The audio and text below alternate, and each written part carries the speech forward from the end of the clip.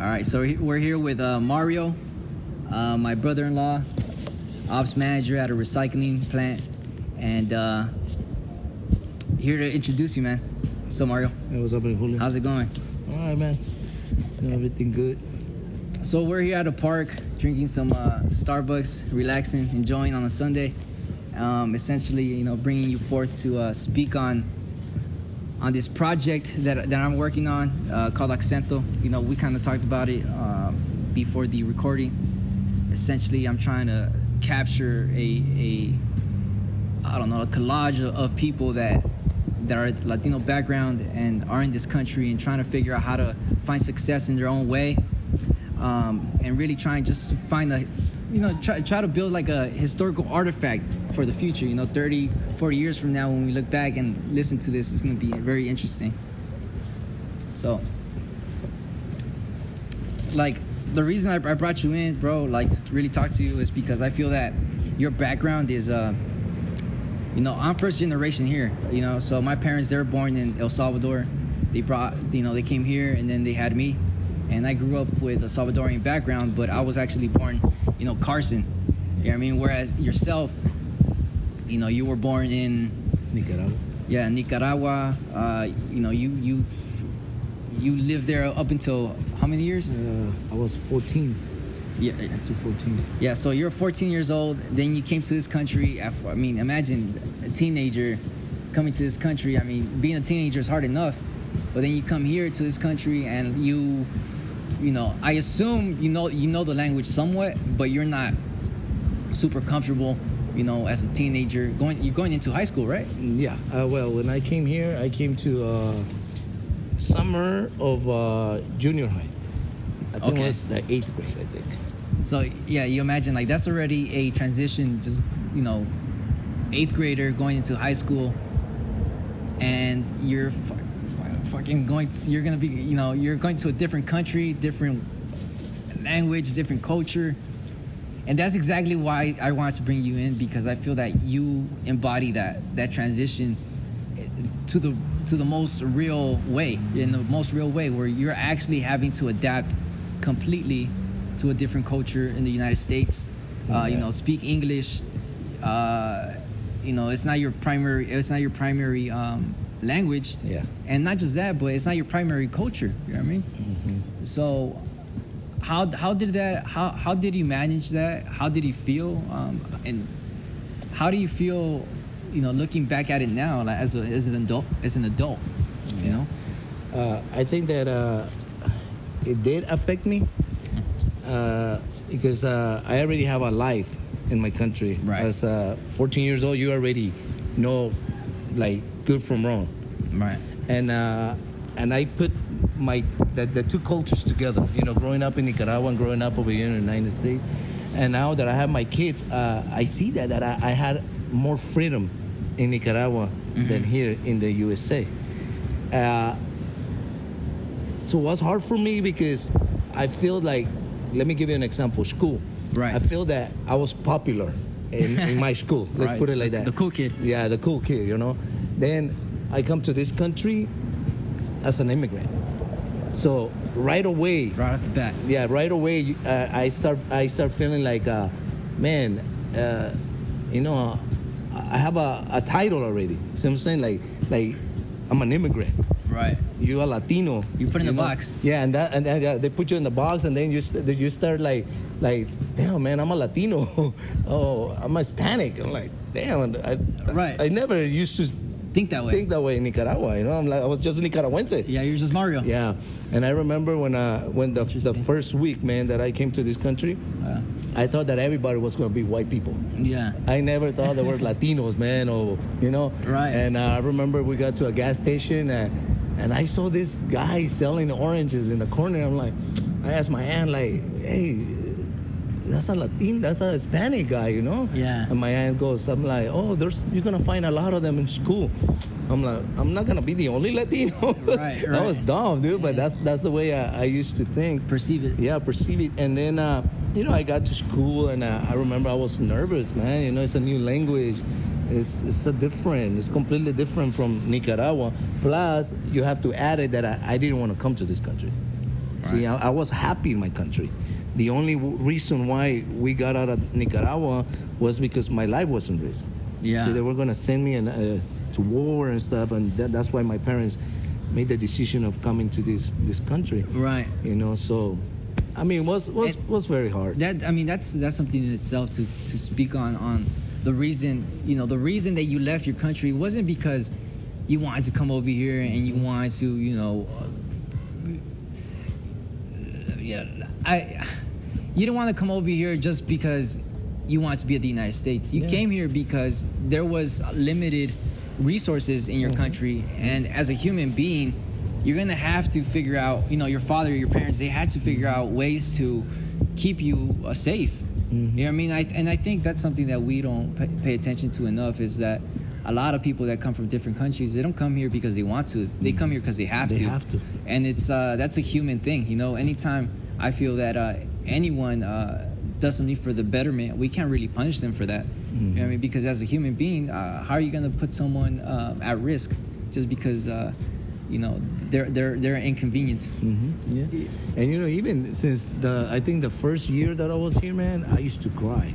I wanted to leave. I want to go back. Yeah. I used to tell my dad, I'm like, you don't understand, man. I feel like you stole something from me. Right. That was my teens. I'm like, I'm coming to a place where I don't feel good. I feel discriminated. Right. Plus, That's tough. I went to Carson High. Of course, Carson High. Colts. So right? the Colts. So a lot of Filipinos, a lot of Samoans, a lot of black people. Yeah. I'm like, and dude, I used to feel that they make fun of me every time I speak English. Or there was some guy, man, that used to make fun of me just because being from Nicaragua, man, and like, he go like, you are contra? I'm like, what are you talking about, man? He go like, because at that time was the war between Contras and Sandinistas, right. and Ronald Reagan was helping the country. It was a big political thing. So, they used to see that, like, oh, man, you from Nicaragua, or where you from? I'm like, oh, Nicaragua. Where's that? Right. Dude, they don't even know my country. I'm like, man, all that, believe it or not, kind of put you down. Make you feel less. Inferior complex, too. Yeah, and then you start growing with that, man, Right. So... And, so you're in high school, you're learning the culture, you're learning the language. Like around, like what age, I guess you could say? I mean, I'm sure you're still like, you still have remnants of that where, you struggle with finding your identity between both countries. But when did you find yourself being comfortable in finding Mario the person in all this? You know what I mean? Because that's essentially what I'm trying to get out of it. It's like, where did you find yourself fully, I don't know, yourself between U.S. and Nicaragua and all the craziness of it? Yeah, I think there was a point in my life that I realized that one, I was not gonna go back to my country. So that I have to get used to I need to get used adapt to this country. Right. And I remember that there was a time that I said, man, I'm a Nicaraguense, and I'm always been proud of my country, my culture, and I knew that I was gonna get married, and then you start thinking like, I'm gonna marry an American girl, I'm gonna marry a Mexican, and then I said, I'm gonna have my kids. So now is the time where I need to adapt to this country, and take this as my country.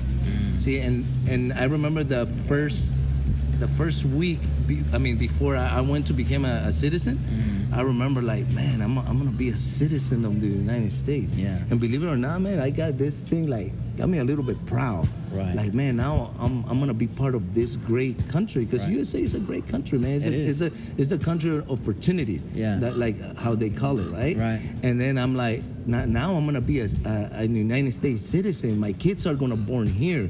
So I need to learn how to live with both of them. Right. And I need to teach my kids that. Right. See, so now that's one of the main thing that I want to encourage my kids. Right. Our culture, Latino culture, how we are, because we are different, man. Right. We are different. We have a lot of values, family, and stuff like that. Yeah. And but yeah, I think that when I became citizen is when I realized that, man, I'm staying here. Right. It's not that I'm not a Nicaraguense no more, because like Nicaragua doesn't have a double citizenship. Right. So once I became a United States citizen, that's it. You lost the citizenship. I lost my citizenship. And I remember that I went back to Nicaragua to visit, and when I got to the airport, the guy, I showed him my U.S. Passport, and the guy goes like, oh, the American passport paid this much. And I'm like, dude, I'm from here, but for them it's like, no, you're coming in as an United States citizen, not a Nicaraguense. See, so that's when I started adapting, like, man, I need to do something with my life. Right, it's not going back. You're not going back. There's no way to go back no more. So you have to become something in this country. Now, what was, you mentioned how there's different values that you see. There's universal values, right, as human beings. Yeah. But, what's something that you saw that was really different compared to, from Nicaragua, being a Latino, to, the United States, the values in life? What was something that was hard to grasp, or something that you really saw there was a difference between the both cultures?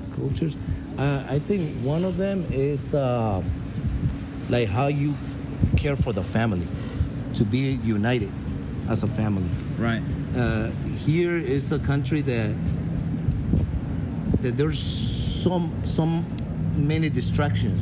See, so there's so many.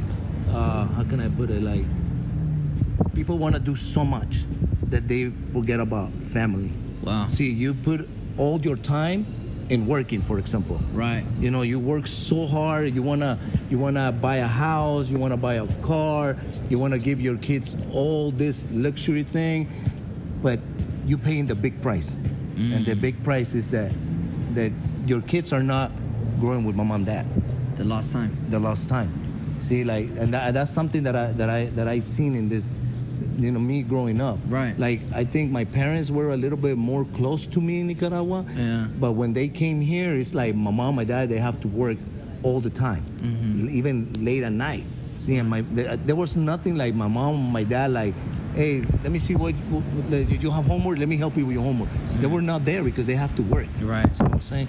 So I think that's something that I seen in this country, man. That you get involved so much in working or have all these material things. Right. And also affect you as a kid because they put it so easy, man. Like oh, I want a phone, and like right away, they buy you a phone because especially if you have good credit. Right. So you get spoiled. Right. You get more spoiled here than in my country. Now the beautiful thing of having you is because a lot of people that I speak to, of course, like, my cousins, they say, family's very important, this and that. But you actually lived in Nicaragua, and how was it over there? Where the value of family, how did you see that actually in real life, in real time? Yeah, like something that comes to mind is like my grandparents. Right. I think for me growing up in Nicaragua, my grandparents were something. I mean, they were so important to my life, and because I knew that they were already old. I remember getting out from school, and I already knew that I have to go to my grandma's house to ask, like, if they need something, like me going to the store or cleaning the patio.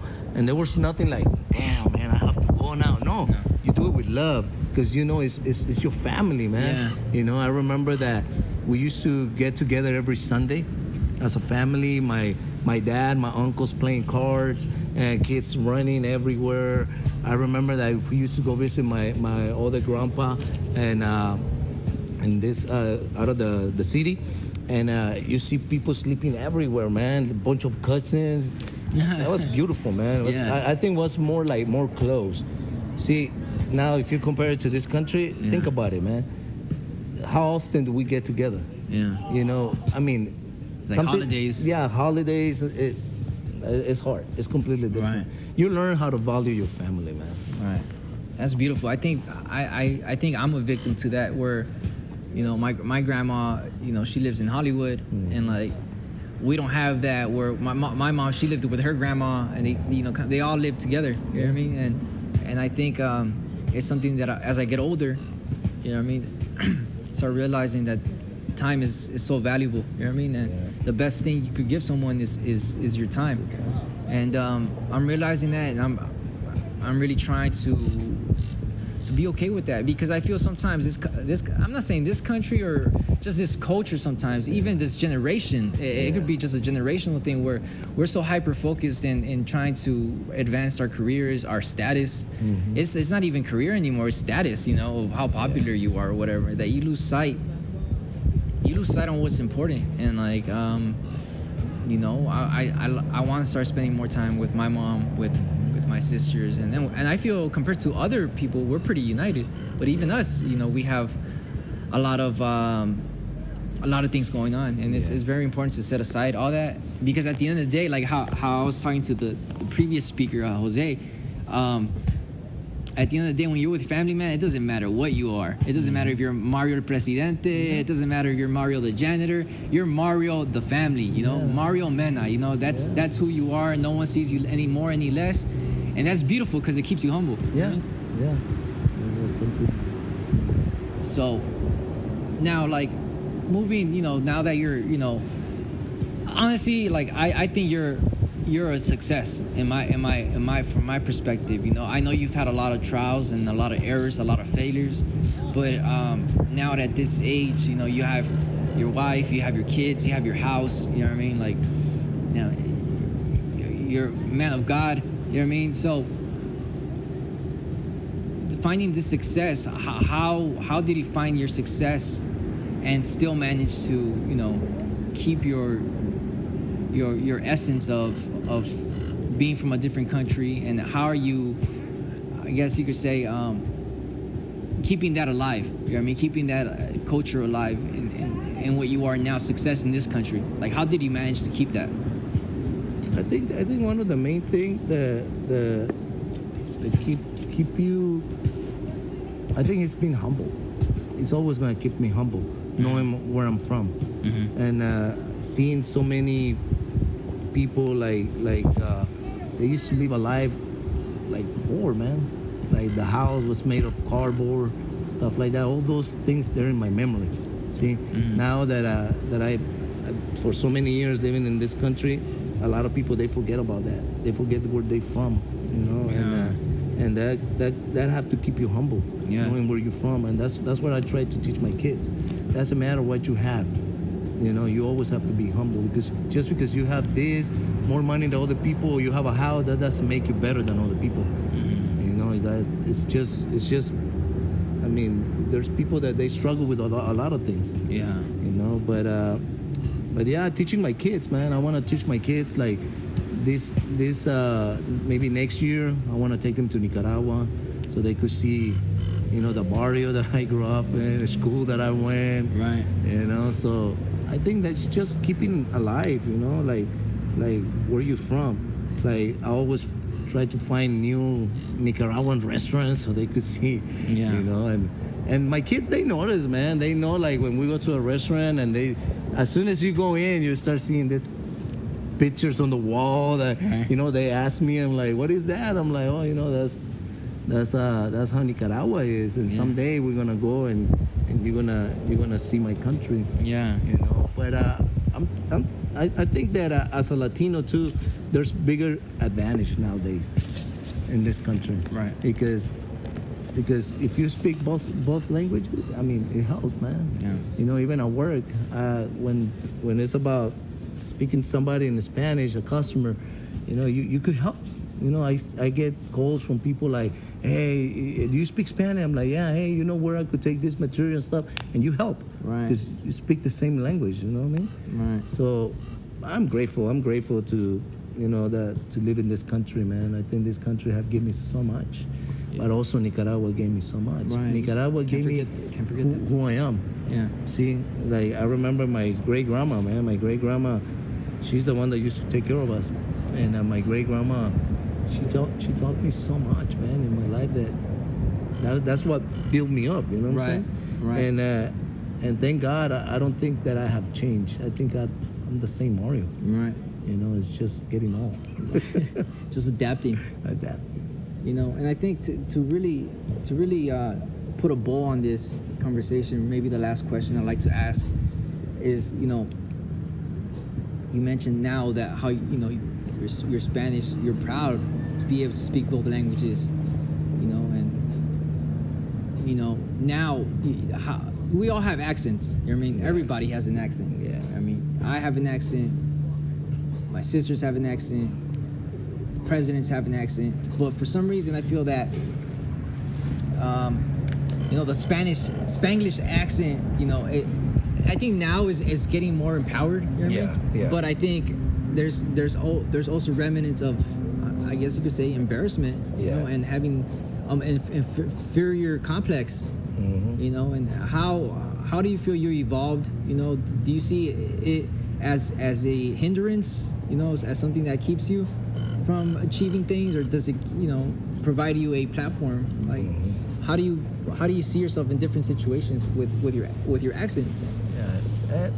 Let me give you a little bit. Let me go back a little bit in time. Yeah, go ahead. When I was in high school, like I said, I was embarrassed, man, to speak English because they used to make fun of me.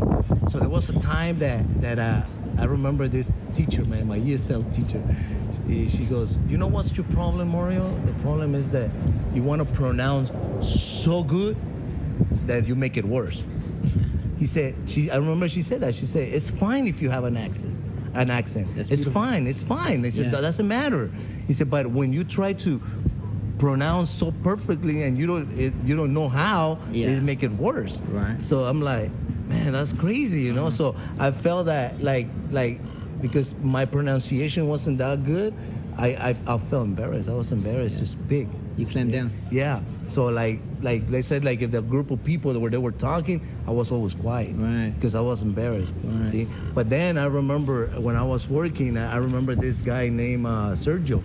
And he was a salesperson, man. Yeah. And his accent was heavy. I know my accent is heavy, but his accent was heavy, man. Yeah. He was like, I remember when you came with the material, you know, like that, dude. And that guy has so many customers, man. And I saw him like going fluent like in English with his accent. I'm like, man, you know, that's great. And then I talked to him like, man, you're not embarrassed? Yeah. And he go, why?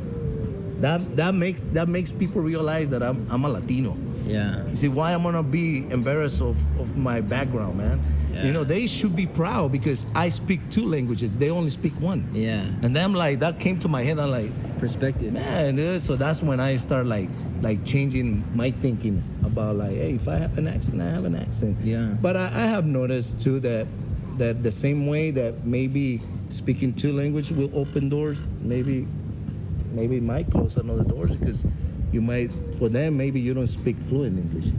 See, and that's something that I think that kind of affect me somehow, because they didn't give me that like, oh, I'm gonna go look for a job here, but oh, what about if they notice that my accent is, you know, I have a heavy accent. Yeah. But nowadays it's like, and you always get people that try to correct you. Right. And at the beginning I used to get pissed off, but now it's like, hey man, it's fine. You know?